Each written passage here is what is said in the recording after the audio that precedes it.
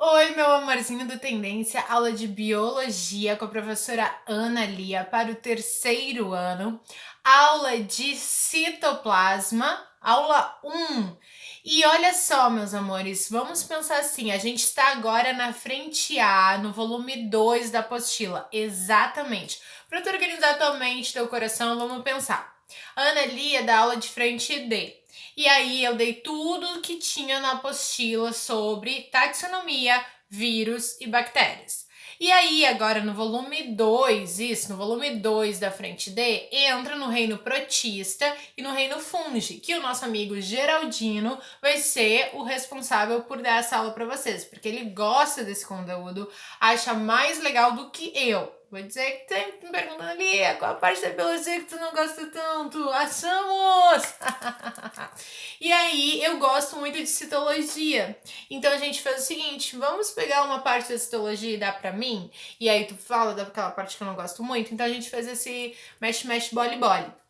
Então a gente já viu tudo do volume 1 que eu tinha pra ver com vocês. Agora eu já tô no volume 2 da apostila. E nesse volume 2 eu estou na parte de citoplasma. Onde está isso? Na página 57, frente A. Então, na parte de citoplasma, especificamente organelas, vai ser a parte que eu vou fazer com vocês, vou ver no fundo do coração. Esses slidezinhos estarão aí para vocês.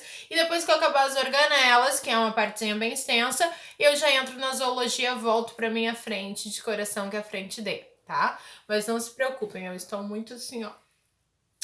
Agora, galera, a gente teve uma vantagem. O que acontece? Antes eu tinha meu tempo cronometrado com vocês, agora eu vou encher isso aqui de vídeo. Então eu tô um pouco mais tranquila, até porque os vídeos ficaram um pouco maiores. Outro detalhe importante, meus amorizinhos, é o seguinte, olha só. Presta atenção. A parte de organelas, que é que a gente vai falar, vai ser, eu vou primeiro fazer assim, ó, primeiro falar um pouco das características gerais do citoplasma e as características gerais de cada organela que vocês já sabem, tipo, como revisão. E depois eu vou entrar a fundo em cada organela, em síntese proteica, respiração celular, fotossíntese, pá, tá? Então a gente aqui vai, hoje nesse primeiro vídeo, vai dar um saculejo nessa tua mente, porque isso é matéria do primeiro ano. Inclusive, lá no meu canal Biologia em 5 Minutos, canal Profenalia do YouTube, não tô fazendo propaganda, só tô comentando, o vídeo mais acessado é que o vídeo que em 5 minutos eu falo das principais organelas, de todas as organelas e suas funções. Eu vou tentar fazer esse compilado aqui, agora com uma qualidade um pouco melhor, porque aquilo lá foi quando a internet foi inventada, não é mesmo? Então, o que acontece? Citologia e a parte de membrana, o Geraldinho vai falar com vocês, né? Então, a gente já vai aqui para a célula animal, depois para a célula vegetal, falar do citoplasma. Primeiro, o citoplasma, gente, não é só... O que acontece? Tem que saber que quando eu tô estudando o citoplasma, aí na tua apostila tu vai ver, que o citoplasma é toda essa região que abrange desde ali da membrana da carioteca, digamos assim, que já é núcleo, até a membrana plasmática. Então, o citoplasma ele é formado pelo citosol ou hialoplasma, que é essa parte semissólida, semilíquida, né? Essa coisa gelatinosa que as organelas estão imersas. Então, o citoplasma é formado de citosol e organelas. Então, quando eu estou estudando organelas, eu estou estudando parte do citoplasma. O citosol ou hialoplasma é importante, é a substância viscosa que preenche esse espaço entre o núcleo e a membrana e onde as organelas estão e que acontecem muitas reações metabólicas celulares, ok? Então, o que você tem que saber do citosol e hialoplasma? O nomezinho principalmente. Por exemplo, nós vamos ver que a respiração celular, a primeira etapa da respiração celular acontece fora da mitocôndria. Onde? No citosol ou hialoplasma, que é o outro nome. Pronto, chegamos aqui na parte importante. Organelas. Então, tu que tá fazendo um resumo, minha querida, meu querido, que vontade de falar o nome dos alunos, mas se eu falo o nome de um, outro vai ficar se sentindo um pouquinho desprestigiado, né? Mas o que acontece? As organelas, elas são órgãos celulares, cada uma com uma função específica. Então aqui, ó, começar eu tenho 4h55, andar 5 minutos, eu vou tentar falar de todas as organelas em 5 minutos, ver se eu consigo fazer esse desafio, beleza? Então, quais são essas estruturas principais? Sempre tu tem que comparar uma célula a uma miniatura de um outro animal, no caso nós, tá? Então, essa célula aqui é uma miniatura de Ana Lia. Então, tudo que eu faço é para suprir uma necessidade que a minha célula tem. Por exemplo, se eu respiro é porque a célula respira. Se eu faço a digestão é porque a célula precisa de nutrientes e ela vai fazer a digestão. Se eu circulo substâncias, ela é uma estrutura complexa, ela vai circular. Então, cada órgão vai ter uma função. Então, vamos começar pela vital. Respiração celular. Qual é a estrutura? Qual é a organela? Anota aí. A organela que faz a respiração celular é a mitocôndria. Exatamente, na UFSC, meu amor, eles adoram colocar uma mitocôndria, uma fotografia. Eu vou mostrar aqui como que é a fotografia de uma mitocôndria, porque tu aprende a desenhar e chega na hora e não sai. E o que eu tô fazendo com o segundo e com o terceiro e com o primeiro ano? Eu estou desenhando algumas coisas. Eu vou desenhar para ti? Eu vou. Lembra que quando a gente fazia isso, eu fazia uma célula gigante aqui, ia começando a desenhar as estruturinhas. Eu vou desenhar só aqui para te ver, ó, uma célula gigante com um núcleo pequenininho, tá? Olha só que bonito, tá? E aí, isso é um N de núcleo.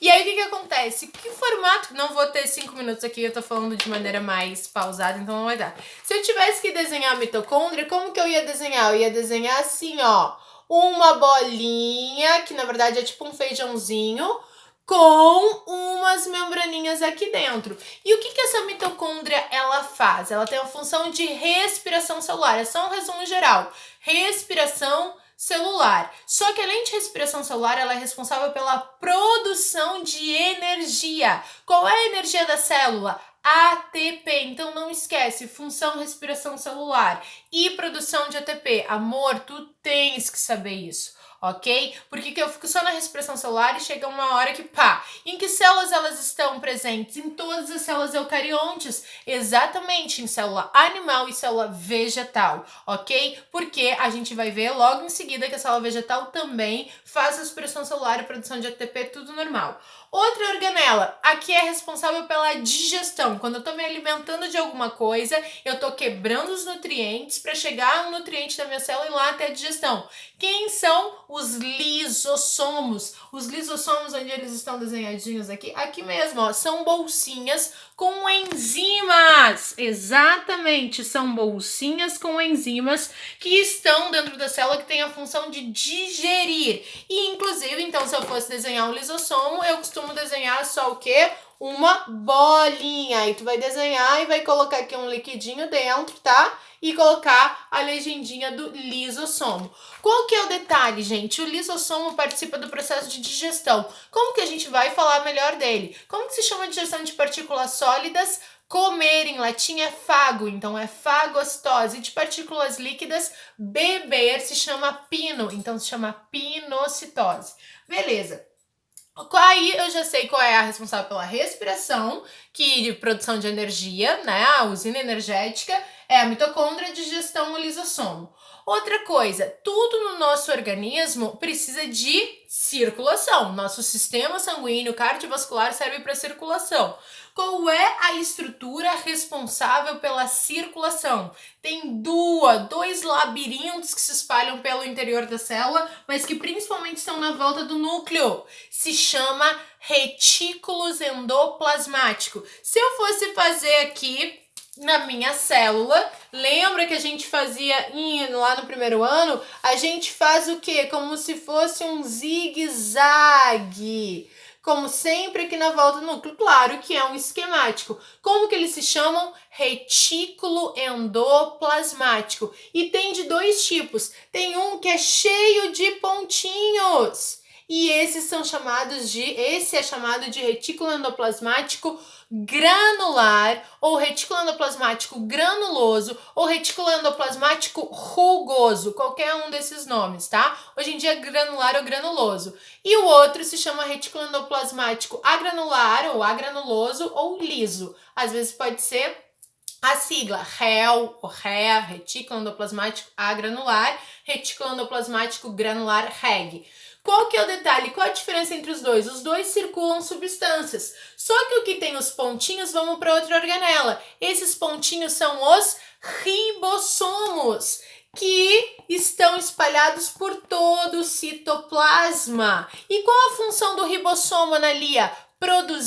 Participar, na verdade, da produção de proteínas. Os ribossomos participam da produção de proteínas. Então, se eu tenho um retículo endoplasmático que circula substâncias dentro da célula com ribossomos, esse retículo endoplasmático vai circular e produzir proteínas. Enquanto que o liso circula, não produz proteínas, mas produz lipídios, extremamente importantes. Muitos hormônios são lipídicos, por exemplo, tá? Então, gônadas que produzem, por exemplo, a testosterona, que é lipídica, são células ricas em retículo endoplasmático liso, ok? Produz lipídios e circula as substâncias.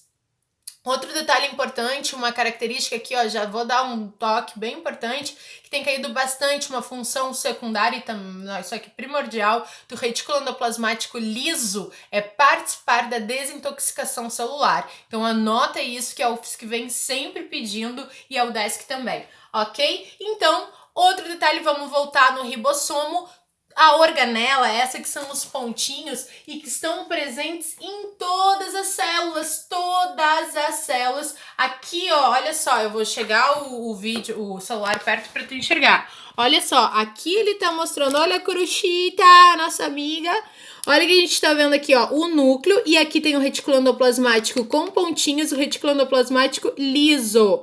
E o que tá acontecendo? Esses pontinhos super ampliados são os ribossomos, que a função é participar da síntese proteica, que a gente vai ver uma aula só sobre síntese proteica, que é muito legal, que eu gosto um monte, que é fundamental, porque é proteína, é o tijolo da célula, vou falar de muita coisa lá. Então, o ribossomo tem essa função. Outra organela, gente, que quase ninguém esquece, o complexo golgiense, ou complexo de Golgi, antigamente a gente chamava, ou aparelho de Golgi. Se eu fosse desenhar, utilizando aqui, eu tenho uma série de cores de caneta, por que eu só estou usando as mesmas canetas? Se eu fosse desenhar o complexo de Golgi, eu desenharia assim, ó, sacos empilhados. Muitas pessoas dizem que parece cocôzinho do WhatsApp. Sacos empilhados. Esses sacos empilhados, gente, são o complexo golgiense ou aparelho golgiense. A UFSC tem usado o aparelho golgiense. Função: armazenar substâncias. Armazena substâncias, mas em outro momento ele vai secretar. Tudo que a gente guarda, em um momento a gente expele, secreta, ok? Outro detalhe, só para vocês saberem, os lisossomos, a gente vai falar disso melhor nos outros vídeos, os lisossomos vêm dos complexos de Golgi. O complexo de Golgi separa pequenas bolsinhas com enzimas que estão ali guardadas e armazenadas, formando os lisossomos, ok? Outra muito importante, os centríolos, galera. Os centríolos, vou aproximar aqui pra ti, ó. Não, nem te mostrei aqui o complexo golgiense, as bolsinhas. Olha ali ele na célula. E olha o centríolo. O centríolo parece umas latinhas de lixo.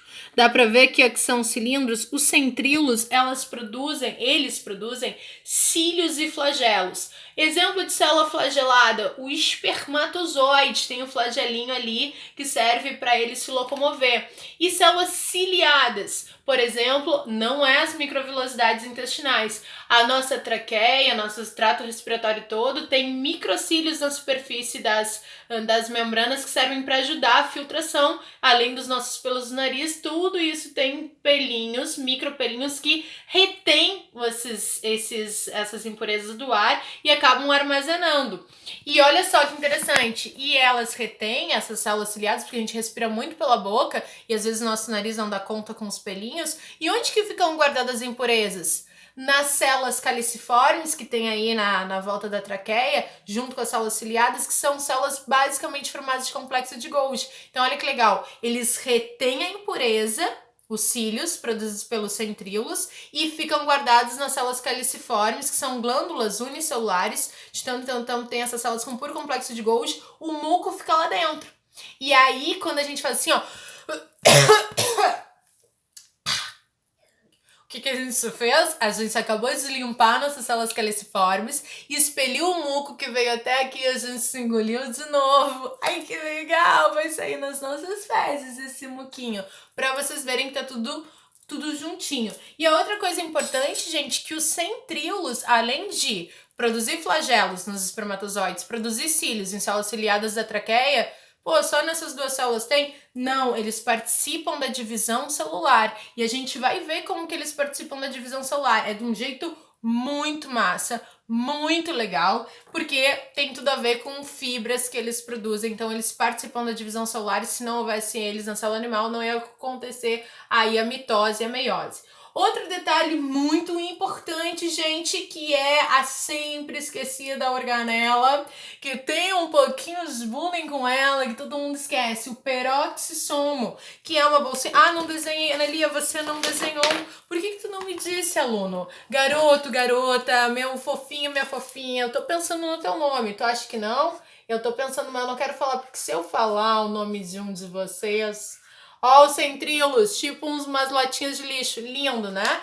E o outro, que quase todo mundo esquece, é uma bolinha que nem o lisossomo, só que é uma bolinha assim, ó. Eu quero ver essas fotos aí de células, só que com legenda, e eu quero vocês me marcando no Instagram, tá?